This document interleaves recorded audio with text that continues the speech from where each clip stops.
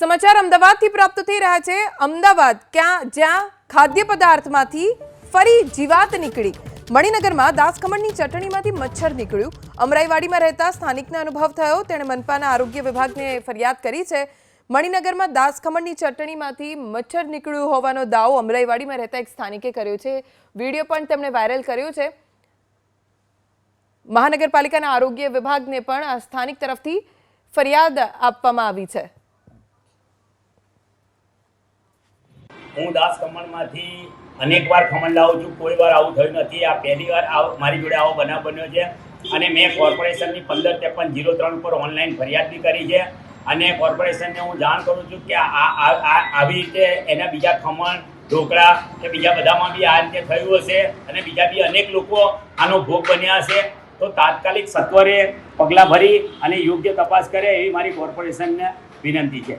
મણિનગરના જવાહર ચોક ખાતે આવેલા દાસ ખમણ હાઉસમાંથી વધુ એક નાગરિકને થયો છે માઠો અનુભવ, જ્યાં વહેલી સવારે અલગ અલગ ખાદ્ય ખોરાકમાંથી કંસારી નીકળવાની ઘટના બની। હાલ અમે પહોંચ્યા છીએ દાસ ખમણ હાઉસ ખાતે અને અંદર જવાનો પ્રયાસ કરીશું। જે ચટણીમાંથી આ કંસારી જેવું જીવડું નીકળ્યું હતું તેના મેનેજર પ્રતિક અહીંયા આગળ ઉપસ્થિત છે। તેમની સાથે વાત કરશું અને તેમને પૂછીશું કે આખી ઘટના કઈ રીતે બની હતી અને શું થયું હતું। પ્રતિકભાઈ, સવારે ઘટના બની હતી, અમરાઈવાડીના એક વ્યક્તિ હતા, તેમનો આક્ષેપ છે કે ચટણીમાંથી કંસારી નીકળી। આખી ઘટના શું બની હતી ને આપણા તરફથી શું કાર્યવાહી અત્યારે કંસારી નીકળી હતી એ ક્લિયર કરો। કંસારી એવું કંઈ છે નહીં આપણું। એમને એવું કીધું હતું કે ભાઈ આવું નીકળ્યું છે। હવે મેં તો જે અમારી રેગ્યુલર કસ્ટમરો, રૂટીન કસ્ટમરો અમે જે રીતે આપતા હોઈએ છીએ એ જ અમે આપીએ છીએ। આટલી વર્ષો જૂની અમારી પેઢી છે એટલે અમે એવું તો ખોટું કરીએ નહીં, જાણીને બી ના કરી શકીએ એમ। પણ હા, એવું બની શકે કે અહીંયાથી લઈ ગયા હોય અને ઇન બિટવીન એમને ક્યાંય વચ્ચે મૂક્યું હોય પાર્સલ કે એમના ઘરે કર્યું હોય તો એમાંથી બી બની શકે। એટલે હાલ આ વસ્તુ બનેલી છે એમ। એ જે ચટણી લઈ ગયા હતા એ ચટણી આપણે શું કર્યું છે? તે રાખી મૂકી છે, ફેંકી દીધી, તેનો કોઈ નિકાલ કર્યો છે? મેં તો રેગ્યુલર બેઝ ઉપર જે અમારા ગ્રાહક જે આવતા હતા રૂટીન બધાને આપી છે। અહીંયા વોકિનમાં બી એ જ ચટણી અમારા કસ્ટમરે કન્ઝ્યુમ કરેલી બી છે। તો હજી સુધી તો બીજા કોઈની કમ્પ્લેન પણ નથી આવી। ઓનલાઈન મારા ઓર્ડર હતા એમાં બી મેં ચટણી મોકલેલી છે, હજી સુધી કોઈ કમ્પ્લેન ન થઈ। અને અમે એ રીતે જ રાખીએ છીએ કે થોડી થોડી બનાવીને થોડું થોડું અમે પ્રોવાઈડ કરીએ છીએ। એટલે બલ્કમાં નથી બનાવતા આપણે ચટણી? બલ્કમાં અમે કોઈ વસ્તુ ઇનકેસ તમે કદાચ કોઈ કસ્ટમરને પૂછશો ને કે ભાઈ દાસમાં તમે જાઓ તો તમને કેટલો ટાઈમ, તો એ કદાચ એ કહેશે બી ખરી કે હા એમના ત્યાં ફ્રેશ વસ્તુ બનતી હોય છે એટલે 10-15 મિનિટ ઊભું રહેવાનું કહે છે।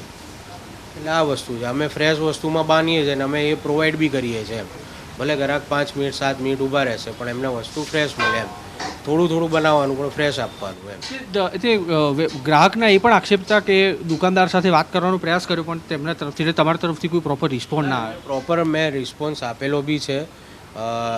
અને બીજું અહીંયા એ ટાઈમે જે ટાઈમે આવ્યા હતા ત્યારે ગ્રાહક પણ મારે વોકિન્સમાં પણ હતા અને ઓનલાઈન ઓર્ડર પણ મારા હતા।